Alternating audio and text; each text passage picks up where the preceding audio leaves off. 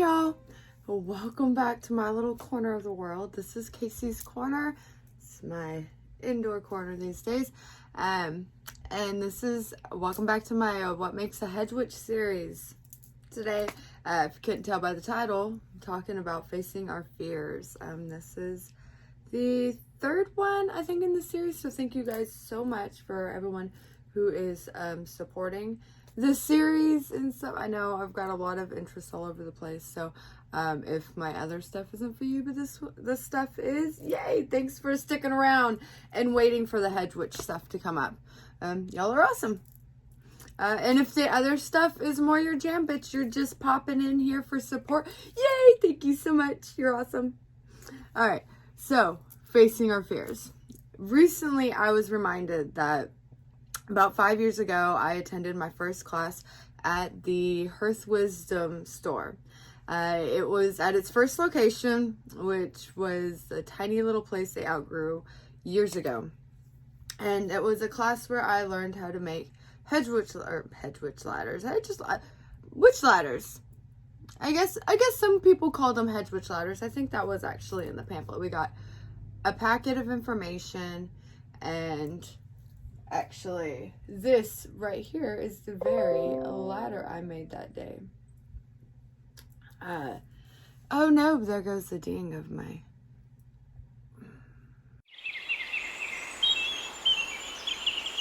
Okay. Mostly, so that was the very ladder I had found, or I had made. Okay, so this was the ladder I made that day, and mostly I was there for the community. Like, I did want to make this is for steadfast courage. I specifically, that's what I crafted it for, but I was there for the community. It was part of my long-term process to deal with my fears and anxiety, to take back control of my life. The year before, I had celebrated overcoming my severe arachnophobia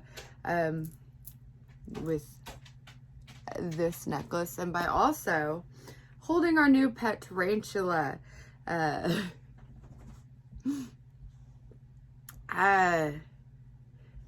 And after holding that tarantula, I felt like I could do anything, and I was ready to face my social anxiety.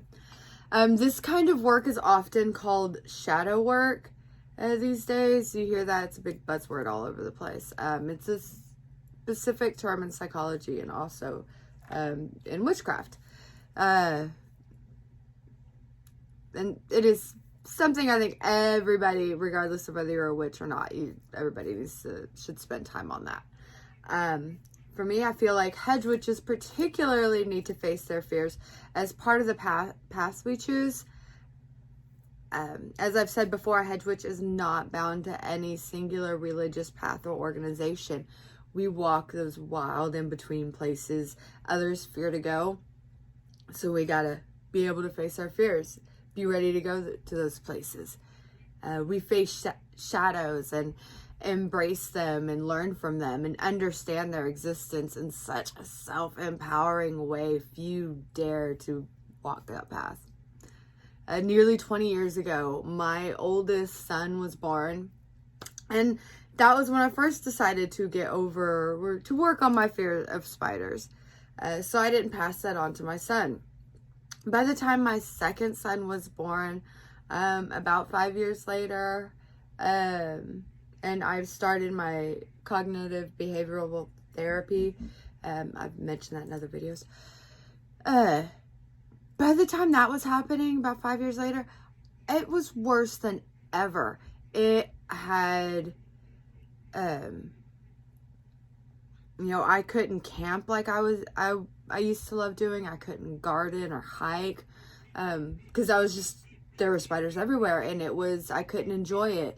I was on the verge of tears all the time doing things I used to love to do. And then, the people around me at the time, they thought that was hilarious, and they would torment me for it. Like, they would find spiders around the house and like, ooh, shake them at me. And then I was, just the sight of them was inducing panic attacks. So I had to do a lot of work. For me, it took another 5 years of choosing to face that fear, to face my fear of spiders, to learn about them, to expose myself to them, to surround myself with new people and have new supportive networks, and surround myself with people that weren't tormenting me for my fears. They were supporting me. One day, my desire to enjoy life outweighed my fear, and I felt that I was finally ready to fulfill an early childhood dream of owning a tarantula.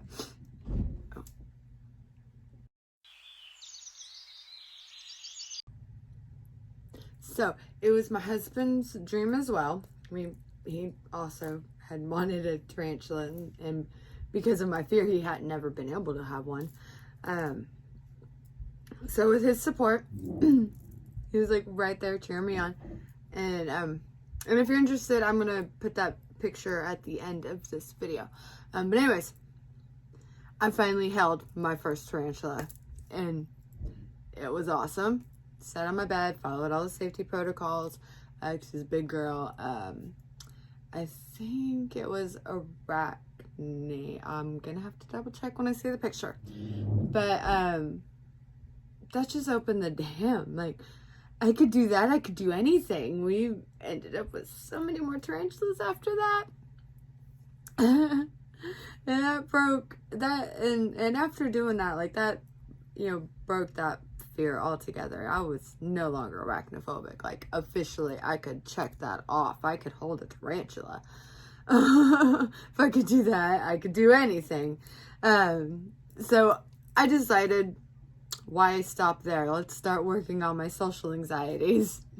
And that's when I started taking the same approach I took in high school, where using community work as a front, a shield, an excuse to face these anxieties. So I started volunteering at the Pagan Unity Fest. I started attending classes at the Pagan Festival, and at pagan stores like Curse Wisdom. I started meeting witches in my area. That didn't always turn out great, but these days it's been pretty awesome. Worth getting over those initial hard steps, initial troubles. It was a pretty toxic time, the late 90s, early 2000s, but these days it's a lot better. But each step of the way, I've had to assess what my fears were, why I had those fears, and I spent long hours with myself and with those fears, and developing ways to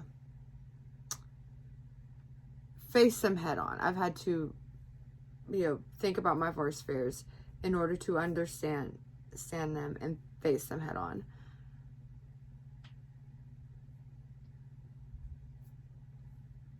I've had to spend long hours thinking on it and deciding the best course of action to adopt an outcome.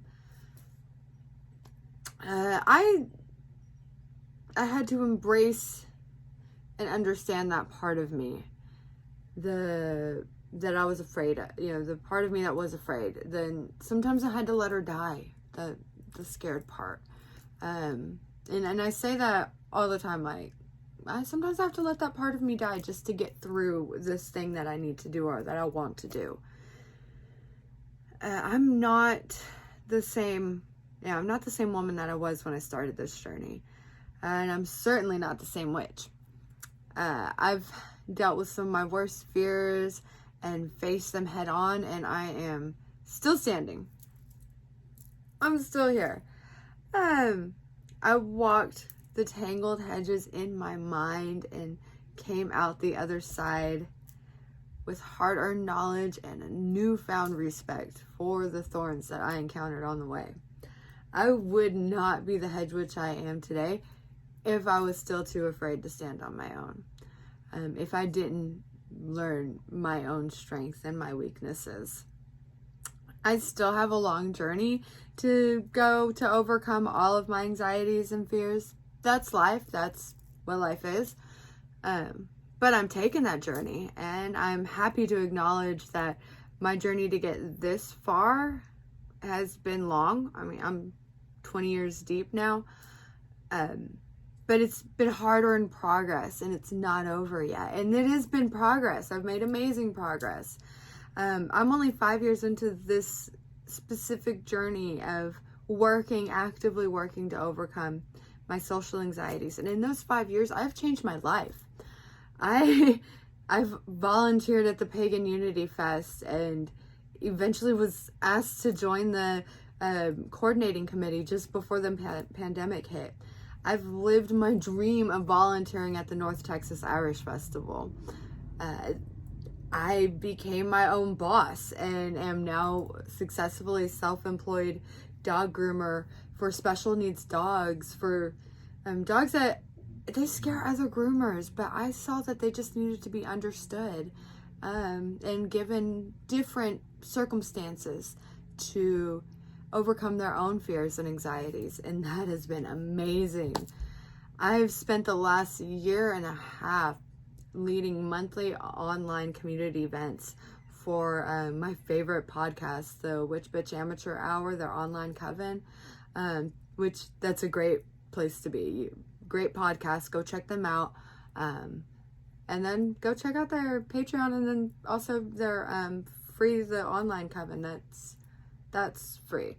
You don't have to be a part of the Patreon for that, but I also recommend the Patreon. But anyways, that's been amazing. That's an amazing community over there. And I don't know where that's leading. But part of it has led to doing these videos.